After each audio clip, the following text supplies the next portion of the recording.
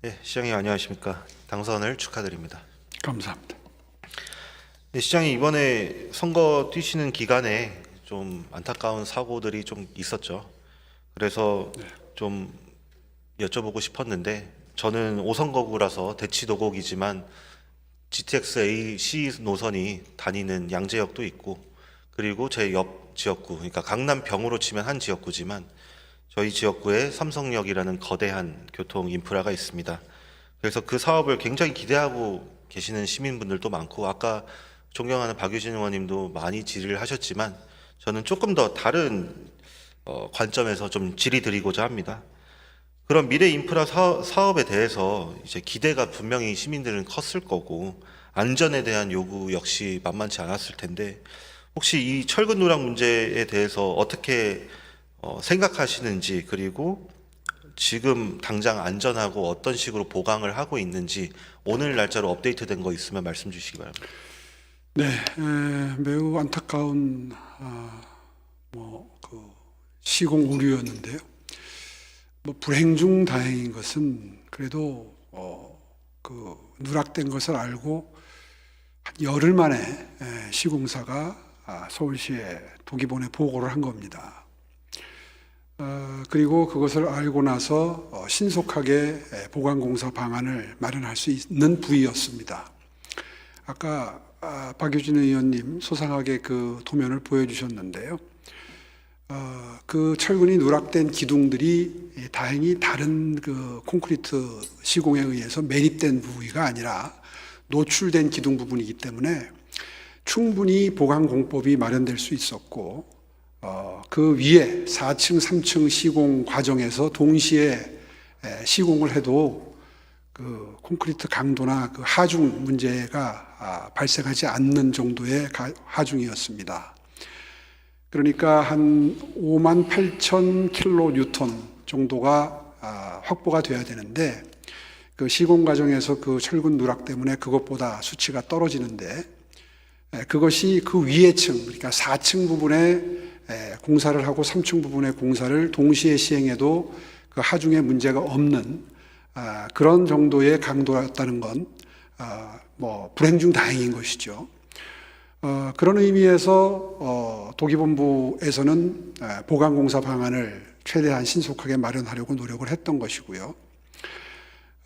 결론적으로는 전문가들과의 논의 끝에 지금 마련된 보강공사를 하게 되면 한 6만 킬로뉴턴이 넘는 매우 원래 예정됐던 5만 8천을 넘어서는 거기 때문에 훨씬 더 구조적으로 안정적인 안전한 보강이 구조역학적으로 가능했다는 것이고요.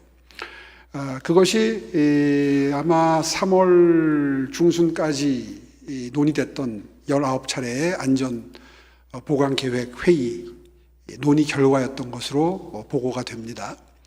이제 그렇게 된 상태에서 국토부가 원래 계획했던 대로 4월 말부터 시작해서 5월 한 달 동안 94차례에 걸쳐서 시험 운행을 계획대로 진행을 했고요. 그런 상태에서라면 그것을 굳이 시민 여러분들의 불안감을 증폭시키는 형태로 선거 기간 동안에 발표할 일이 아니라 차분하게 안정적으로 보완 시공을 하고 그리고 8월 중순으로 예정돼 있었던 무정차 통과를 조금도 수년시키지 않는 그런 의사결정을 하는 게 오히려 안전과 신속 시공 두 마리 토끼를 다 잡는 그런 의사결정이었다고 저는 지금도 확신을 합니다. 그런데 불행하게도 국토부가 그것을 어떤 형태로든 공개를 함으로써 사실상 지금까지 진행된 걸로 보면 실익은 없습니다. 오히려 보강공사가 지금 늦어지고 있고 그것 때문에 지금 콘크리트 학회에 용역을 주었다는 건데 그 용역 기간이 11월까지인가로 돼 있습니다.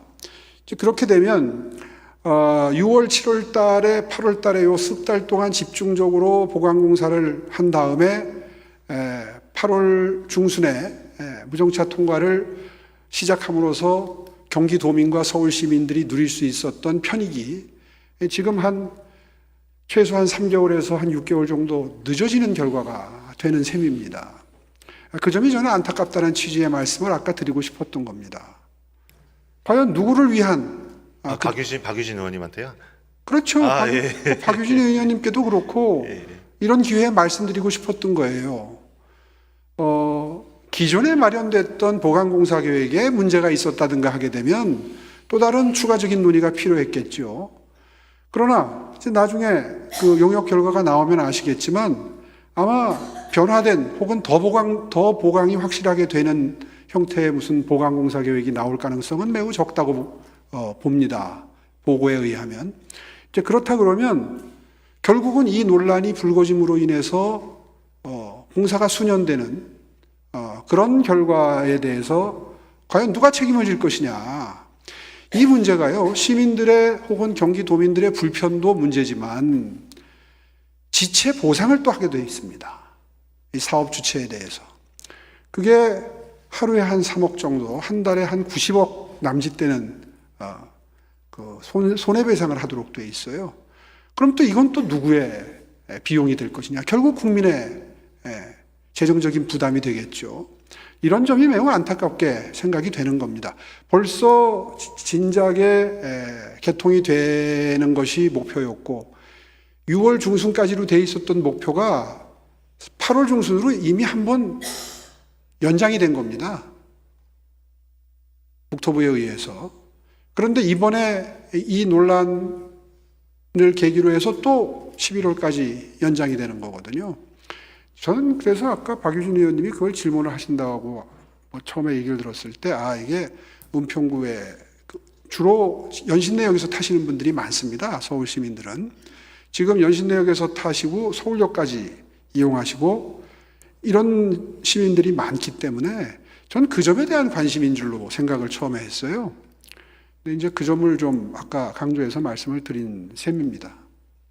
네, 저는 시장님 말씀을 들어서 이제 알고 특히나 제 소관 상임위가 도시안전건설위원회이기 때문에 가장 먼저 보고를 받습니다. 그래서 저 같은 사람은 좀 정보가 취득이 빠른데 좀 안타까웠고 좀 우려됐던 점은 서울시가 아무리 자료를 만들어도 홍보가 잘 안 되고 그리고 사실 설득력이 많이 떨어집니다. 제가 만약에 정치를 아예 모르고 내가 거기를 거점으로 다니는 직장인이든 주민이든 생각하면 사실 좀 설득되기가 어렵습니다. 왜 이런 사고가 났으면 어떻게 될 거고 하는 로드맵 자체가 잘 안 보여요. 그래서 그런 거는 좀 신경을 써주시면 더 좋을 것 같고요.